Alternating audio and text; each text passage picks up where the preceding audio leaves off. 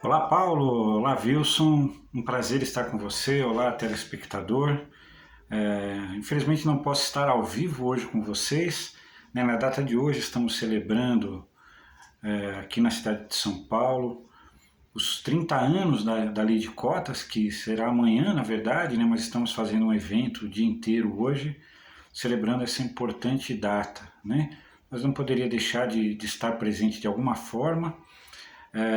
Então, nós gostaríamos realmente de comentar rapidamente sobre esses 30 anos, né? 30 anos da lei de cotas, uma lei que nasceu ali em 1991, né? A lei 8.213 de 91, na verdade, o que nós chamamos da lei de cotas é o artigo 93 dessa lei, né, que dialoga com outros aspectos da nossa legislação. Né? Em 1988, a Constituição brasileira, chamada Constituição Cidadã, proibiu a discriminação ao trabalho da pessoa com deficiência, não é? Mas nós sabemos que a Constituição, embora ela seja a carta magna, né, digamos assim, como nós aprendemos na escola, a diretriz maior da nação, muitas vezes ela precisa ser regulamentada, precisa haver desdobramentos, porque a Constituição por si só, muitas vezes, ela não vai estabelecer punições, nem formas de controle social para que as leis sejam cumpridas. Né? Então, em 1989, surge a Lei 7.853, que tornou crime a discriminação à pessoa com deficiência. Né? Impedir, né, sem justa causa, o acesso ao trabalho da pessoa com deficiência passou a ser crime, né, tipificado pela Lei 7.853, punível com 1 a 4 anos de reclusão e multa. Isso em 89. 2 anos depois, surge então a chamada Lei de Cotas. Né? Mas infelizmente essa lei ficou praticamente 10 anos no papel, né? Passou a ser fiscalizada apenas em 2000, ou seja, na verdade, 9 anos depois, a partir do decreto 3.298 de 20 de dezembro de 99, um decreto que disparou a fiscalização, porque nós sabemos que uma lei só é cumprida quando ela é fiscalizada, e se a lei não é fiscalizada, as pessoas não cumprem. Não é? Então, a partir de então, né, nós contabilizávamos, veja só, contabilizávamos no Brasil apenas 601 pessoas com deficiência trabalhando formalmente. Veja só, 601 pessoas com deficiência. Hoje são 500 mil, mas nós ainda estamos muito longe do ideal, porque essas 500 mil representam cerca de 1% apenas dos trabalhadores do país, e representam também 50%, mais ou menos, metade da lei de cotas cumprida. Ou seja, em 30 anos, né, nós conseguimos cumprir apenas metade da lei, o que, por um lado, podemos comemorar bastante, porque foi uma grande transformação social, mas por outro também não deixa de ser vergonhoso que em 30 anos não tenhamos conseguido tirar uma lei plenamente do papel, né? Uma lei, né? E isso se deve a diversos fatores, principalmente ao capacitismo estrutural que vigora na nossa cultura, né? Para quem não está acostumado com essa nomenclatura, com essa terminologia, o capacitismo seria para a pessoa com deficiência o equivalente ao racismo, ou seja, qualquer tipo de discriminação, de desvalorização da pessoa com deficiência acontece no âmbito capacitista, não é?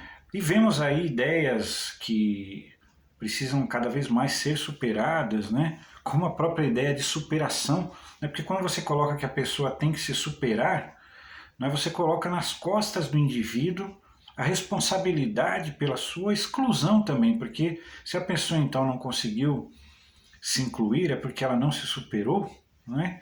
Quando na verdade nós sabemos que o problema é outro, o problema não está na pessoa, né? A ideia de, entre aspas, consertar a pessoa, não é? É um modelo médico hoje considerado capacitista quando colocado no âmbito coletivo, né? A deficiência ela não pode ser vista como uma tragédia pessoal, né? A deficiência ela interage com diversas barreiras e era uma questão social, não é? E o grande problema da inclusão no Brasil, da inclusão profissional no Brasil, são as barreiras. Né? Então você pode fazer o que você quiser com a pessoa, se você não eliminar as barreiras, essa pessoa não vai ser incluída. Né? Então, esses 30 anos nos fazem refletir sobre isso, né? nos lembram o que o professor Milton Santos, né, saudoso, dizia, que nós ainda temos que avançar muito para nos tornarmos com uma civilização. Né? Nós estamos ainda, não se pode dizer a rigor que nós somos uma civilização enquanto nós tivermos pessoas excluídas, não é? E a pessoa com deficiência representa um número muito expressivo de brasileiros e brasileiras que vivem à margem da sociedade. E também não podemos esquecer que a sociedade ela vive avanços e retrocessos. Né? Hoje voltamos, infelizmente, ao mapa da fome no Brasil, e a fome é uma das causas da deficiência intelectual, por exemplo, né? A subnutrição, desnutrição infantil, da gestante, causa as deficiências, né? Entre elas, principalmente a deficiência intelectual, que é o público que nós, do Instituto Jô Clemente, na antiga Pai de São Paulo, uma organização que tem 60 anos de atuação, é o público que nós atendemos e lutamos para que ele seja respeitado, né, como cidadão dentro da nossa sociedade. Né? Então, celebramos a lei de cota aqui, nessa excelente companhia do Paulo, do Wilson, né, de toda a população de Rio Claro e região, né, embora eu saiba que esse programa é acompanhado em diversos lugares do Brasil, não apenas na região, mas comemoro, né, junto com todos vocês, essa importante conquista que vem sofrendo tantos ataques, né, ao longo do tempo, sendo que um dos mais graves, para falar da história recente, foi o projeto de lei 6159 de 19, de autoria do ministro Paulo Guedes, que dava a possibilidade das empresas pagarem uma mensalidade aos cofres públicos ao invés de contratar as pessoas. Né?